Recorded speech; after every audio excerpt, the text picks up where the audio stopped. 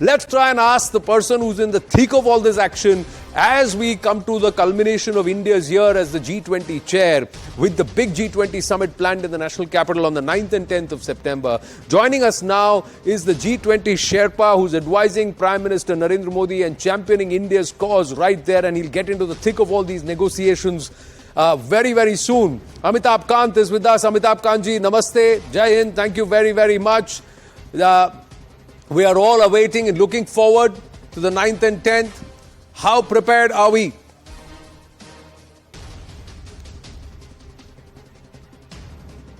Yeah, it is.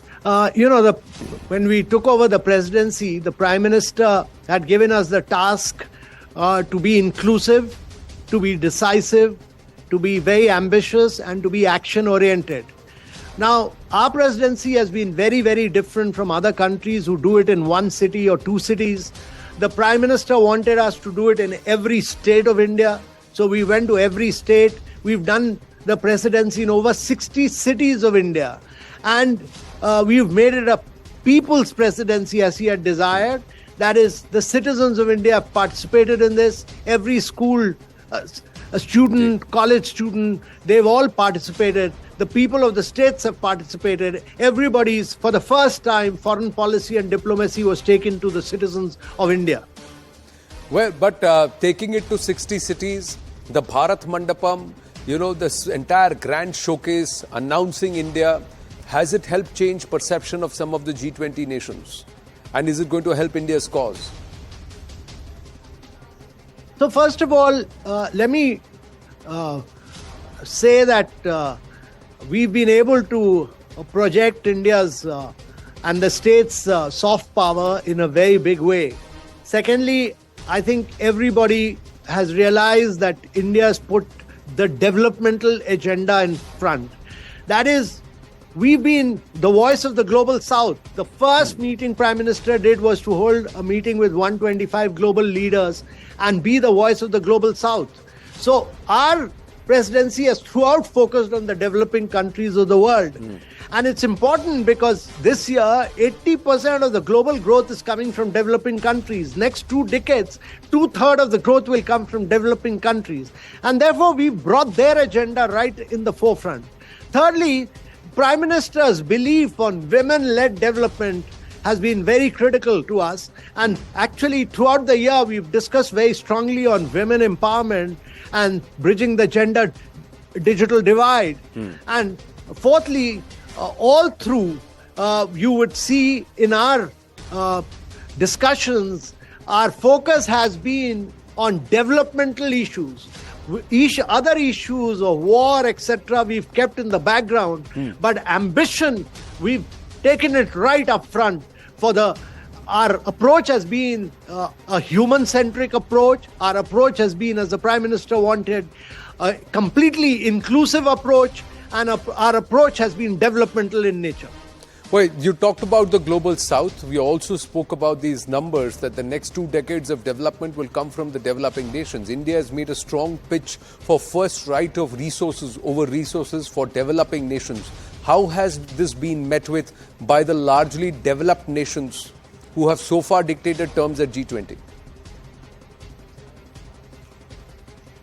So for the first time, Anand, the Prime Minister wrote to all the leaders that African Union must become a permanent member of G20. And that means that when you give a permanent seat to the African Union, you're actually talking about 55 countries of Africa getting a voice.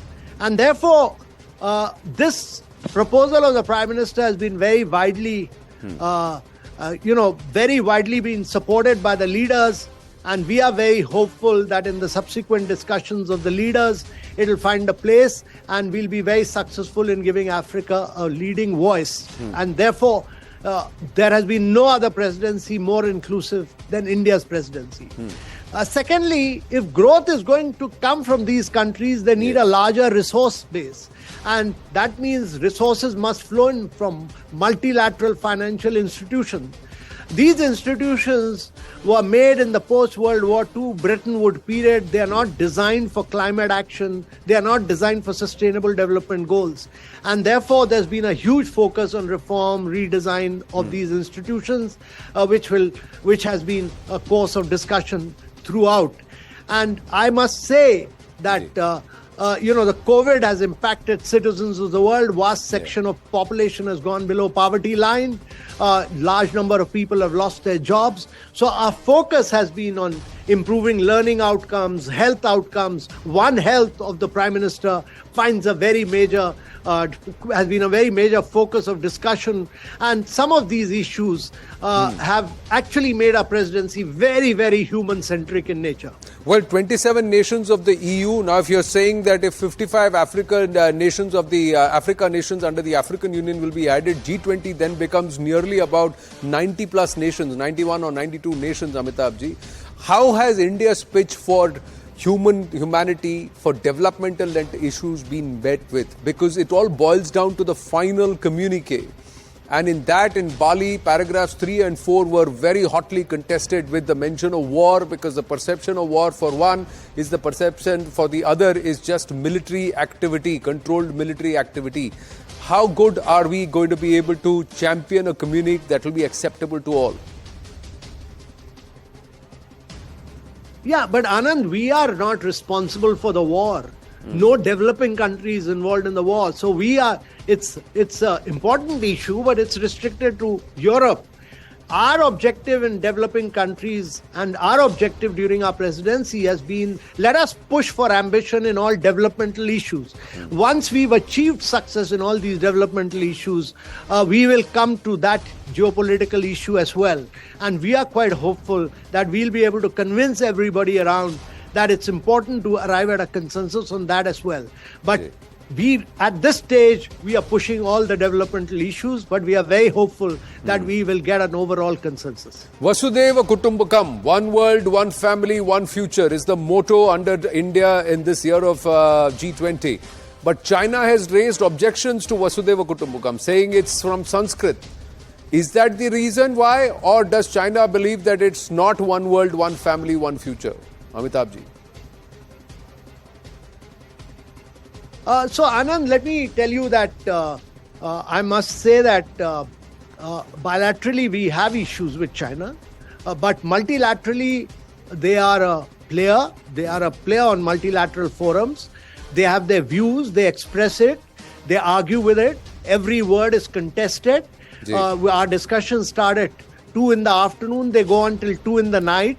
And every word is debated and discussed. But I can assure you that as far as Indian issues are concerned, we will fight, we will fully argue, and we will ensure that all India's interests are taken full care of. And that rests on your shoulder, because you'll get into the Sherpa level negotiations ahead of the summer leadership summit. How easy or tough is that going to be, Amitabhji? No, every issue is a tough issue. Every para is a tough issue. Every word is a tough issue, because you are negotiating with 20 countries plus 9 invited countries.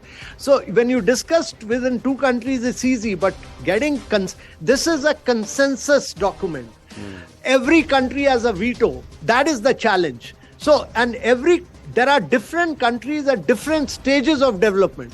There are national circumstances, and the Prime Minister, who's the leader, wants us to be inclusive and ambitious and decisive.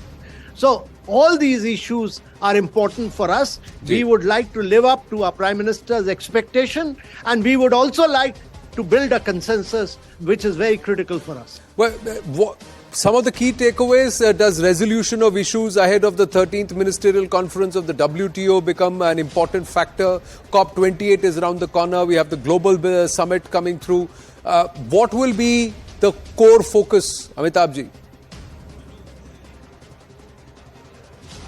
Yeah, I think what India will do, India's presidency, to my mind, will do is I'm very hopeful that it'll be very path-breaking, it will be very, very ambitious, and it will really set the trend for many other events which will be held subsequently, whether it's COP, whether it's the Global Summit of the Future, whether it's the SDG Summit of the United Nations. We've done a lot of work on sustainable development goals, work which had never been done in the past 5 to 6 years. We've done that hard work.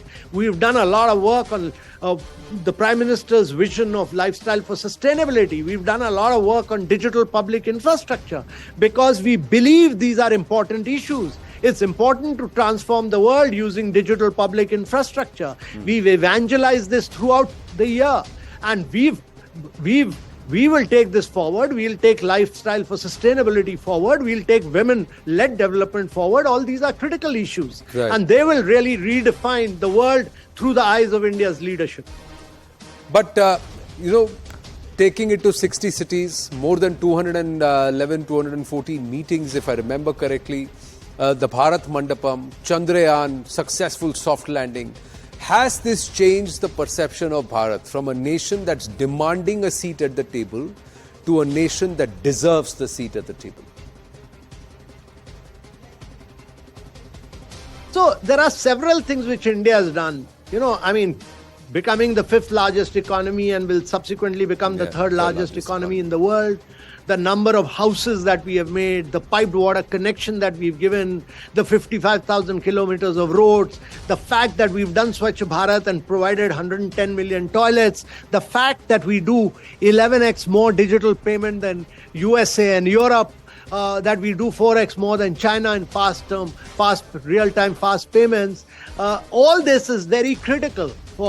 But I think in the run-up to the G20, the fact that we've done G20 presidency throughout the year in a highly professional manner, the fact that we've created the Bharat Mandapam, but the fact that we have brought in a totally ambitious developmental agenda of the world from the eyes of the developing nations, that is, to my mind, very big. And on top of all this, the fact that the Chandrayaan has landed on the moon is a huge, huge achievement which raises the eyes of India in front of the entire world. And therefore, all these factors combined really bring the political and the development narrative of India at a very high pedestal.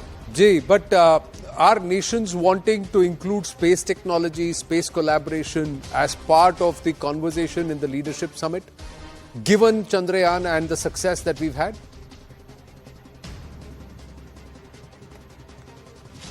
Yeah, so that we had a space leaders group which has discussed space economy. All the space leaders had come for discussion, which was hosted by the ISRO chairman. There's been very fruitful, constructive discussions, which we'll take it forward. Final question, Amitabh ji, for you personally, the days ahead are going to be tough negotiations. What would you like to achieve or look back and say, ye kar liya on the 11th and 12th of September? So, no sleepless night. I sleep very well, very comfortably. But, since our leader, Prime Minister, has set a very ambitious target for us, we have to work hard to achieve it, and we'll continue to work hard to achieve it. Amitabh Kant ji, thank you very much. All the very, very best, and commendations on your book. It's a fantastic read and should be read more. Thank you very, very much for speaking with us here at CNN News 18.